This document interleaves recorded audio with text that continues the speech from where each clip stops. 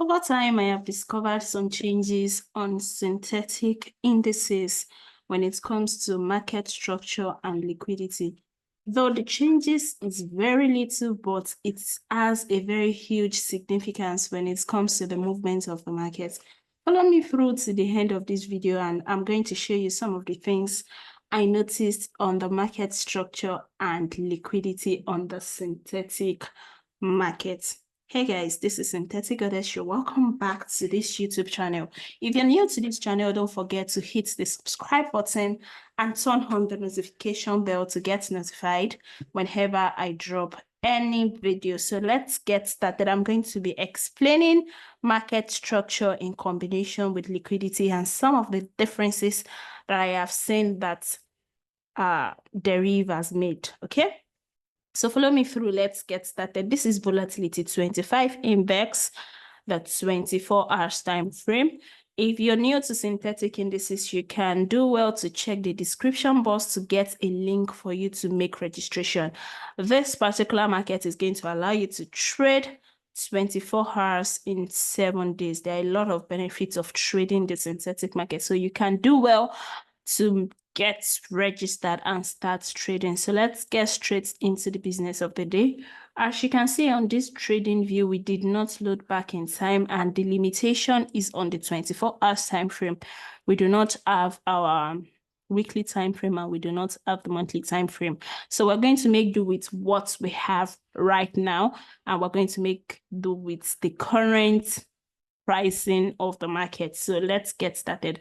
Now, when it comes to market structure and liquidity of the markets, these are the two major important parts of making technical analysis, in as much as technical analysis is just about 30% of trading, while I see psychology has the 70% of trading. But you have to know some of the steps you need to take when it comes to making analysis, which is the 30%. You have to be able to get an edge. You have to be able to get an edge for you to trade, for you to balance your psychology. So it has a very important role it plays. So talking about the technical analysis, market structure and liquidity plays a very, very important role. Over time, we've just been having some simple structure, but as day keeps going, we are having some significant change in the synthetic market. You know, our previous structure, or the previous structure we've been explained to, or the previous structure that we've been taught, is just our higher highs, higher lows, higher highs, higher lows when it comes to an uptrend. And when it comes to a downtrend, we have series of lower highs, lower lows, lower highs and lower lows in a downtrend. But right now on the synthetic market, we have some very simple changes, right? We have some very simple changes, and it has to do with combination of liquidity. Now, when we talk about liquidity is just money. These are the areas where we retail traders, where we place our stop losses. Yes, we are still retail traders as long as you don't have millions of dollars to trade. So you're still a retail trader. So these are the areas whereby we look forward to getting into the market. These are liquidity areas. And as you can see, all the movements in the market, they are all liquidity points, because all of these things are being moved by liquidity, right? All these things, all these candles that you see here are moved with liquidity. And when we talk about liquidity, we are simply talking about money. We are simply talking about what? About money. So now, combining market structure with liquidity is something that you really need to get used to. You really need to have good knowledge about this, because these are the exact things that move the markets. Now, currently, you can see that market has been violating some major structures, and even some of the structures I have taught, I have noticed markets violate some of them, because you need to keep learning. You need to keep looking at what the market is doing, and that will keep increasing your awareness of how you should trade the market and how you should relate with the markets. Now, currently, when you get the market and then you're marking out your higher highs, higher lows, sometimes you're going to see that market is just going to violate some areas. Markets will just violate some areas and then still make that continuation to the upside. You should have noticed this over time. You know, markets will just take some of your major structure areas and still make that continuation to the downside. All these areas are still liquidity area, right? All these areas are still liquidity area. Now, when we talk about liquidity, how do you recognize areas where markets would use as liquidity? Trust me, you cannot easily predict where the market we use as liquidity. Forget about any other thing that you've been taught, or forget about the fact that, oh, this is the area where liquidity is, this is the area where liquidity is. Nobody can truly see liquidity unless it has played out. That is for the fact. Nobody can truly see liquidity until it has been played out, because some areas whereby you will think markets will use as liquidity, markets would not even touch the area. And some areas where you're not expecting market to use as liquidity, markets will go there, violate everything, and will still make some continuation.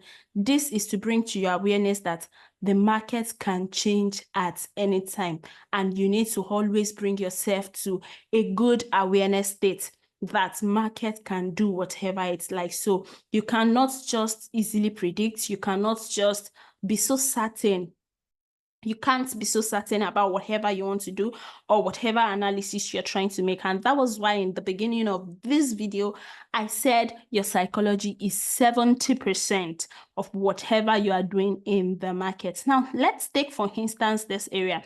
You can see that we had this structure break to the downside over here. You can see the markets violated this low. This low as well was violated, and it is against the rule of market structure, because obviously if we are trending to the upside, we are not expecting market to do what? To come back and take our higher lows. We are not expecting market to do what? To come back and take our higher lows. And when you see something like that happen, when market takes our higher lows, it simply means a violation in the market, which signifies a change of character.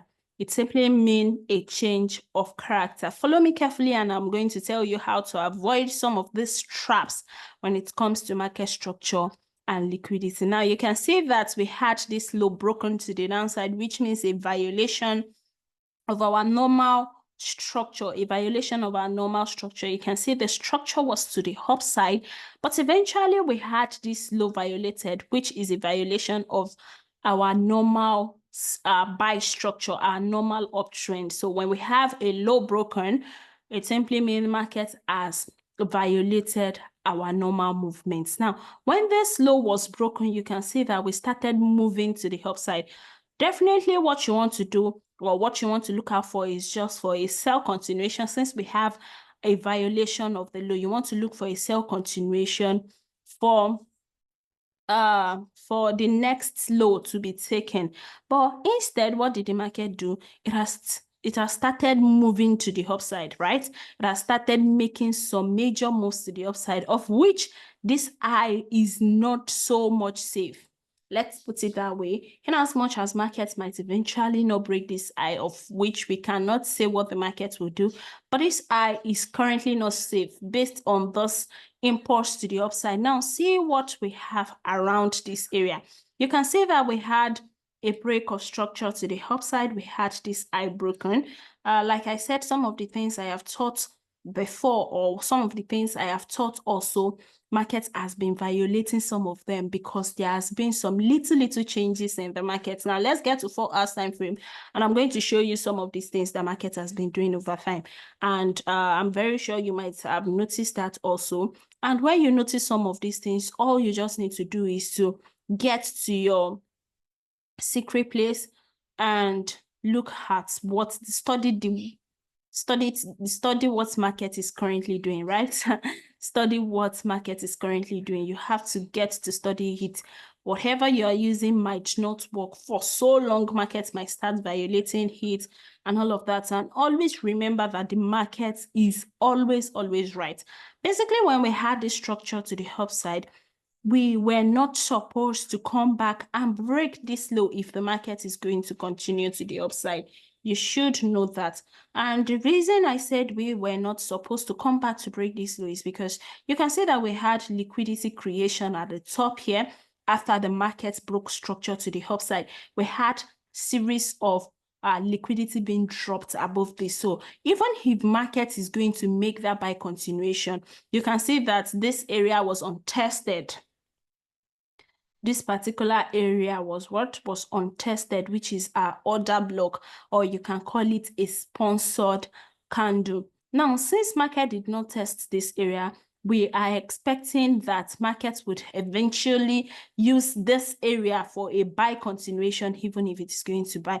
But what did the market do? It violated that low and made sure that a lot of people see this low as a break of structure, because all this area had liquidity, and when market gets to this area, we were expected to continue to the upside, which is our normal and very, very simple structure and liquidity concept. So we're just supposed to continue. But you can see how markets pushed down impulsively. In fact, it did not stop at this area. It did not stop at that untested area, making you believe that this impulse has already broken structure to the downside, right? It made you believe this structure has been broken to the downside. And you can see somewhere that you would not even have thought about, markets came back and used that area for what? For a continuation of the buy, right? Many people would not even think about this area. Now, one thing you should know when it comes to the changes that the market has made, one of the major things that you need to know is your major areas where market has violated different things. Now, when I talk about where market has manipulated or has violated a lot of things, I am talking about areas that you can see clearly that market has really violated areas. Now, let's talk about this. You can see that this low was violated, this particular low. It is a very significant low that was violated here.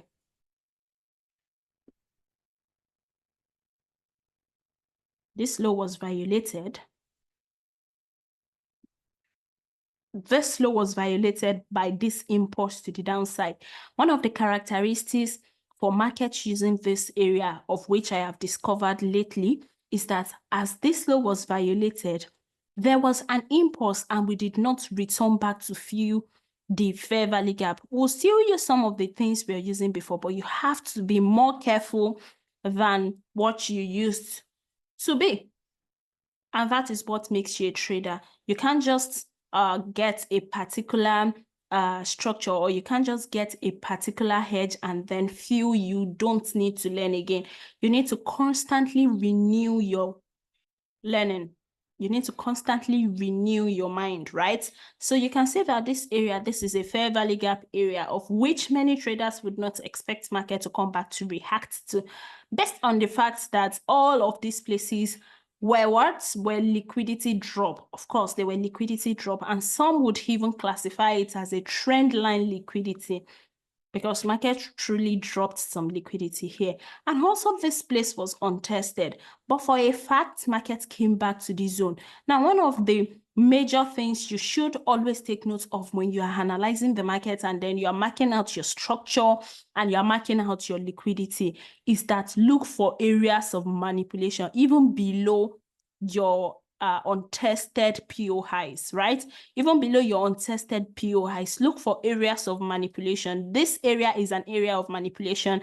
And you can see that we had fair value gap, of which market came back into, and it reacted impulsively to it. You can see that impulse reaction, of which it would have given series of entry confirmation for you to join in the buy. So always mark out areas of manipulation, even below or above your points of interest, whatever case the trend may be. You can see that this trend is to the upside. So I'm going to be marking areas of manipulation below, which is this area. You can see market manipulated this previous low. We broke it impulsively, and then we had a break of structure to the upside. And you can see that this particular structure to the downside did not really violate any area. So market could just use it as liquidity, since we did not have any good manipulation at that area. So you can see that was why market just used it as a liquidity, came below it, and then make that impulse to the upside. And like I stated when I started this particular video, I said you cannot know where market would use as liquidity until it has played out. You can only predict. Now, you would not be able to predict that this is the area where market would use as liquidity until market actually does it. Right? So now, how do you join in the continuation? Now, always have that probability mindset that whatever you are doing, the market can prove you wrong. Always take note of that the market can prove you wrong. Now, since you can see that market came to this PO high impulsively, always set this rule for yourself that when I mark out a PO high and market comes back to hit impulsively, I am not willing to take it. Even when market is giving you series of reasons to take it, but when you see that impulse back into your PO high, always set that rule for yourself that I am not going to take any trade that comes into my point of interest impulsively. If you can set that rule for yourself, it's going to save you a whole lot of things, right? It's going to save you a whole lot of things. Now, you can say that market started ranging and ranging before it came back to this particular point of interest that it wants to use. Unlike this one that we had a very good impulse with fair value gap, and there was no reason for us to even get into this market. So at this time is where you need your premium patience. This is the time you need your premium patience, right?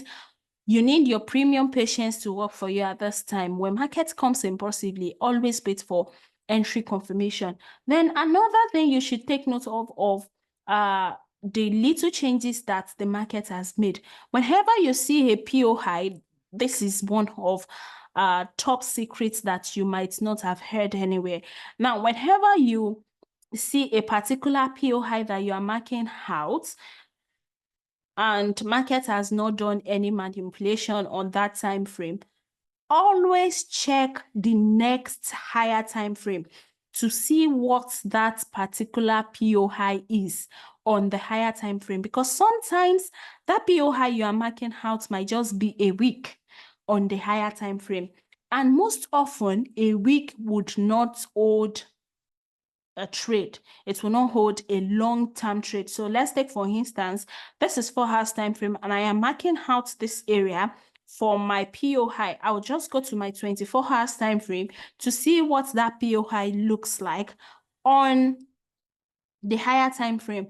And as you can see, the PO high is actually a week. You can see this is a week on the 24 hours time frame, and most times market would not use a week to hold the market. Market would not use a week in holding that long-term trade, especially when the market is heading somewhere. Market would not use that week in holding the trade. So whenever you mark out a PO high, always check the next time frame, the next higher time frame. Always check the next higher time frame to see what that PO high looks like on the higher time frame. It's going to give you a clue of what the higher time frame is suggesting to you. Maybe this is where you should enter the market, or these are the areas where you are not expected to enter the market.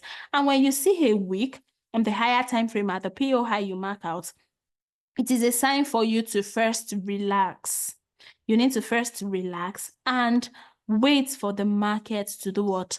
To make that play out that it wants to make. So first, I told you, you should check for manipulation areas below or above your point of interest. This is just for you to know what could actually prove you wrong. Remember, you are just making a prediction. You do not know what the market wants to do. So always bear in mind that probability mindset, and always be willing to risk what you can afford to lose.